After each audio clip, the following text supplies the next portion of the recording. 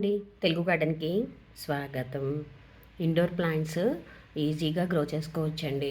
మనకి లో మెయింటెనెన్స్, ఎప్పుడు ఇలా అందాన్ని విరజిమ్ముతూ ఉంటాయి. మీకు కూడా ఇండోర్ ప్లాంట్స్ అంటే ఇష్టం ఉంటే కామెంట్స్లో చెప్పండి ఫ్రెండ్స్. ఈరోజు వీడియో ఏంటంటే చామంతి వచ్చే సీజన్లో మనకి మంచిగా ఫ్లవర్స్ రావటానికి ఒక బొకేలాగా మనం తయారు చేసుకోవడానికి ఈ పెస్ట్ల నుంచి మనం మన చామంతి మొక్కల్ని కాపాడుకోవటం ఎలా అనేది ఈ వీడియోలో చూసేద్దాం friends. Welcome to Telugu garden. ఎవరికైనా చెట్టు నిండా చామంతి పూలు పూయాలనే కోరిక ఉంటుంది కదండి. అలా చెట్టు నిండా పూయాలి అంటే మనం ఏం చేయాలి అనేది ఈ వీడియోలో నేను చెప్తాను. ఇందులో కొన్ని మొక్కలేమో నేను లాస్ట్ సీజన్లో పెట్టిన మొక్కలు, కొన్ని మొక్కలేమో ఇప్పుడు బొకేలాగా తయారు చేసుకోవడానికి స్టెమ్స్తో తయారు చేసుకున్నటువంటి మొక్కలు అన్నమాట. ఇవన్నీ కూడా ఇప్పుడు వర్షాలు పడుతున్నాయి కదండి. ఈ వర్షాలకి చామంతులకి ఏమైందంటే పండ ఆకులు అనేవి వచ్చేసాయి. కలర్ చూసారా ఎలా చేంజ్ అయిపోయిందో కదా. ఇంకా కొన్ని ఆకులేమో కుళ్ళిపోయినాయి అన్నమాట. ఇలాంటి ఆకులన్నిటినీ కూడా మీకు ఉన్న చామంతి మొక్కల నుంచి తీసేసేయాలి. ఎప్పుడైతే ఇలా పాడైపోయిన ఆకుల్ని మీరు తీసేయలేదో అక్కడి నుంచి తెగుళ్ళు అనేవి స్టార్ట్ అయిపోతాయి అన్నమాట. కాబట్టి మొక్కకి ముందుగా మనం ఉన్నటువంటి పండాకుల్ని, ఎండాకుల్ని కూడా మనం కుళ్ళిపోయినటువంటి ఆకుల్ని కూడా మనం రిమూవ్ చేసేసేయాలి. ఇది గమనించుకోండి మీ మొక్కలకి. అయితే ఈ కుళ్ళిన ఆకుల్ని మనం తీసుకోలేదో పిండి నల్లి అనేది వచ్చేస్తుంది అనమాట. తొందరగా మొక్కల్ని అటాక్ చేసేస్తుంది. ఇప్పుడు మీరు చూస్తున్న ఆకులు కొన్ని పాలిపోయినట్లుగా ఉన్నాయి కదా. ఇక్కడ ఒక విషయం చెప్పాలి ఫ్రెండ్స్. ఇందులో కొన్ని ఆకులు పసుపు రంగులోకి, కొన్ని అయితే ప్యూర్గా వైట్ కలర్లోకి మారిపోయినట్లుగా కూడా వచ్చేసాయి కదా.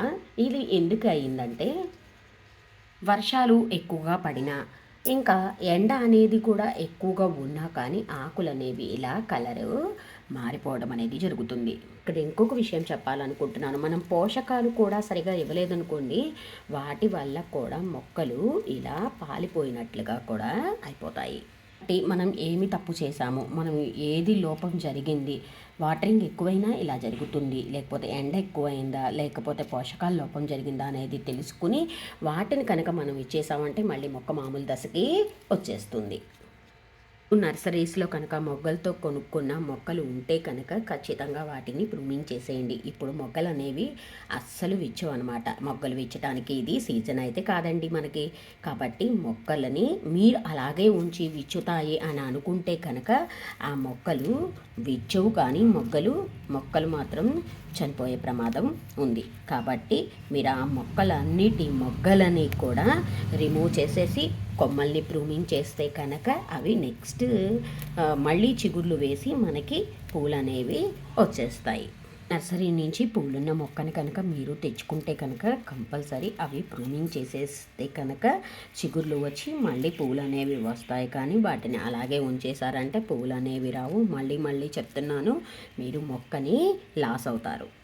మీ కుండీల్లో కలుపు మొక్కలు కానీ గడ్డి కానీ ఏమైనా ఉంటే వాటిని కూడా రిమూవ్ చేసేసేయండి ఫ్రెండ్స్.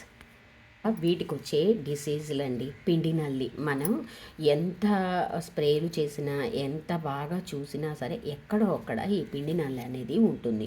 మీరు మొక్క మొత్తం వంచేసి చక్కగా ఆకుల మధ్య కింద కూడా మొత్తం చెక్ చేసుకుంటే కానీ మనం చూడలేమన్నమాట ఈ పిండి నల్లి. మీరు స్ప్రే చేస్తూ ఉంటే ఆ రోజు పోతుంది, నెక్స్ట్ డే పోతుంది, మళ్ళీ ఆ తర్వాత అటాక్ అయిపోతుంది అనమాట. కాబట్టి ఒక్కసారి మొక్కని ప్రతిరోజు చెక్ చేసుకుంటూనే ఉండాలి. మొక్కని వంపి కూడా చూడండి. అంటే మధ్యలో ఇలా రెండు ఆకులు కలిసిన చోట కూడా పిండి నల్లి ఉండి ప్రమాదం ఉంటుంది. మనకి కనపడదు, మనం మొక్క అంతా చూసేసాం కదా అని అనుకుంటాం అనమాట. పిండి నల్లి ఉంది అంటే మొక్కని అలాగే పూలు పోయకుండా చంపేస్తూ ఉంటుందన్నమాట.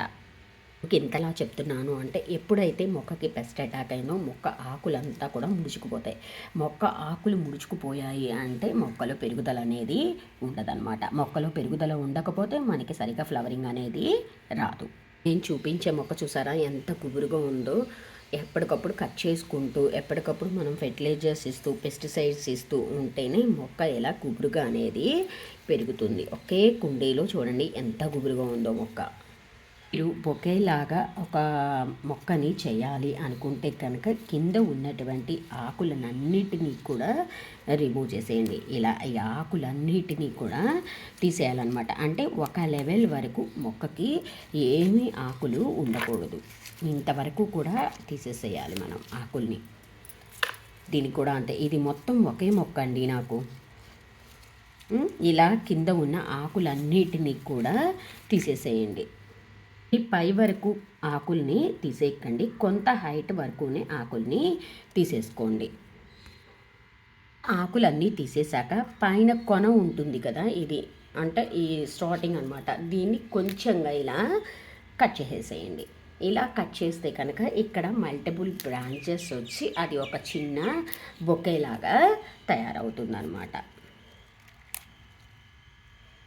నేను అలా కట్ చేస్తేనే ఈ పక్కన స్టెమ్స్ అన్నీ కూడా నాకు వచ్చాయి.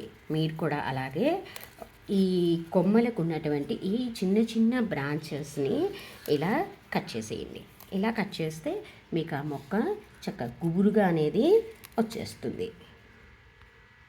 ఇలా తీసేసుకుంటే అది ఒక చిన్న బొకేలాగా తయారవుతుంది కదా. అదే కనుక మనం హైదరాబాద్ అలాంటి సిటీస్లో మనం ఈ బుట్టగా ఉన్నటువంటి ఒక బొకేలా ఉన్నటువంటి ఈ చామంతిని మనం కొనుక్కోవాలంటే నిజంగా 600-700 అమ్ముతున్నారండి మొక్క. చాలా కాస్ట్ చెప్తున్నారు అసలు.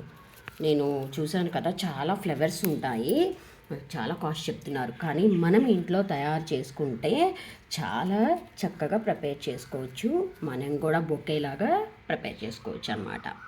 మీరు కింద ఉన్న ఆకులని తీసేయటం, పెస్ట్ని చూసుకుంటూ ఉండటం, ఎప్పటికప్పుడు ఏదైనా పెస్ట్ అటాక్ అయిందా లేదా అని పోషక ద్రావణాలు ఇవ్వటం, ఇంకా పైన ఉన్న ఈ కొమ్మల్ని ఇలా కట్ చేసేయటం. అలా కట్ చేస్తూ ఉన్నారంటే ఇది ఒక చిన్న బొకేలాగా తయారైపోతుంది. ఇంకా వాటరింగ్ అనేది చూసుకోండి. ఎప్పుడు కూడా తడి ఉంటే వాటర్ అస్సలు చేయకండి. మీరు తేమగా ఉన్నప్పుడు కనుక వాటరింగ్ చేశారు అంటే మొక్క ఎదుగుదల అనేది ఫస్ట్ తగ్గిపోతుంది. తర్వాత వేర్లు అవన్నీ కుళ్ళిపోయి మొక్క కూడా చనిపోయే ప్రమాదం అనేది ఉంటుంది. కాబట్టి వాటర్ మాత్రం చూసి జాగ్రత్తగా అనేది ఇచ్చుకోండి. ఈ మొక్కకి తప్పనిసరిగా చూసుకోవాలి.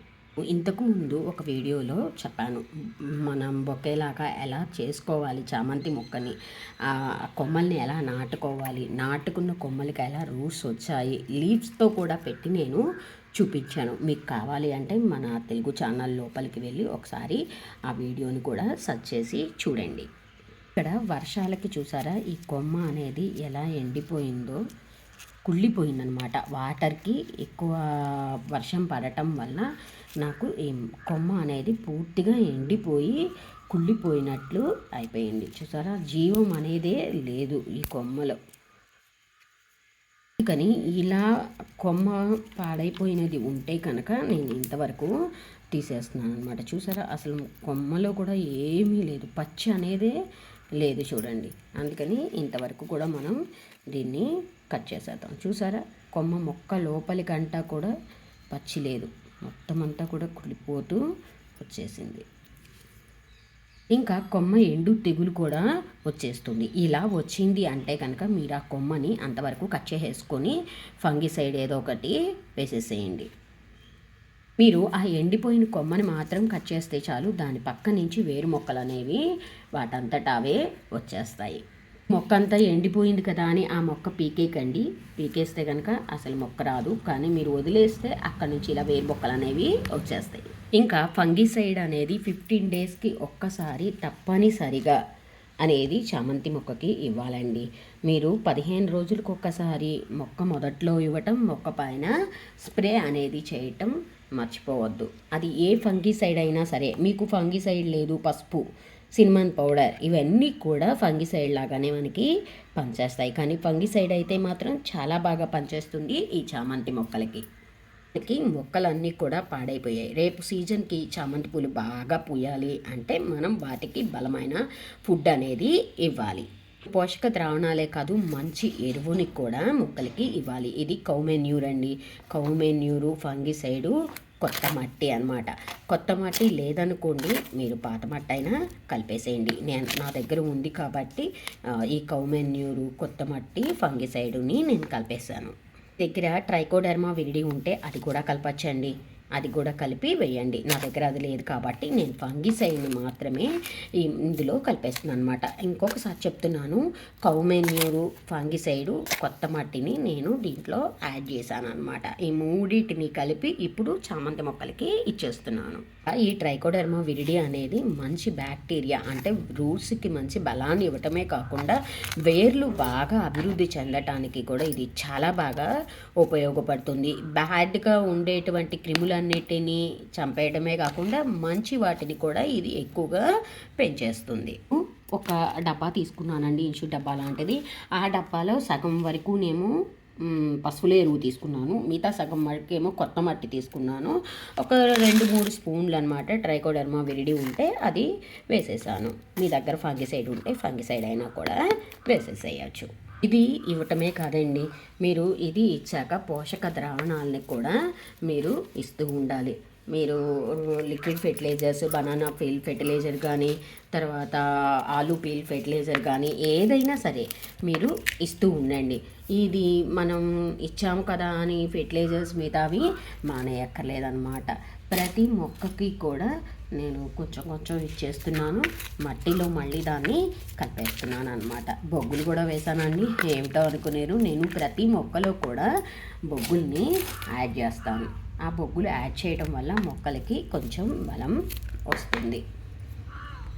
ఇలా ఫెర్టిలైజర్ ఇచ్చి లిక్విడ్ ఫెర్టిలైజర్స్ రోజు ఇచ్చుకుంటూ ఉన్నారనుకోండి, ఇంకా సీజన్లో విపరీతంగా పూలు అనేవి వచ్చేస్తాయి. ఇంకా మీ మొక్కని బట్టి, కుండీని బట్టి, సైజుని బట్టి మీరు ఈ ఫెర్టిలైజర్ అనేది ఇవ్వండి. ఆ మొక్క ఎంత సైజు ఉంది, దాని ఏజ్ ఎంత అనేది చూసుకొని ఇచ్చి మీరు ఇలా మట్టిని కలిపేసేసేయండి పైకి కిందకి. ఫెర్టిలైజర్ ఇచ్చేసాక కొంచెం నీళ్లు పోసుకోండి. నాకు రైన్ పడుతోంది కాబట్టి నేను నీళ్ళు అనేది పోయట్లేదు. చామంతి మొక్కల్ని కాపాడుకుంటూ ఉంటే రాబోయే 2 నెలల్లో మనకి మంచిగా ఫ్లవరింగ్ అనేది వచ్చేస్తుంది ఫ్రెండ్స్. ఇలా మీరు కూడా బొకేలాగా చామంతి మొక్క చేసుకోవాలన్నా, చామంతి మొక్కకు పెస్ట్ విషయంలో, ఫెర్టిలైజర్స్ విషయంలో, వాటరింగ్ విషయంలో కొంచెం అంటే కొంచెం కేర్ తీసుకున్నారు అంటే ఇంకా మీరు సీజన్లో ఎక్కువ పువ్వుల్ని తెంపేసుకుంటారు. ఈ వీడియో కనుక నచ్చితే ప్లీజ్ లైక్, షేర్, సబ్స్క్రైబ్. మళ్ళీ ఇంకో వీడియోలో కలుద్దాం. Happy gardening. Bye bye.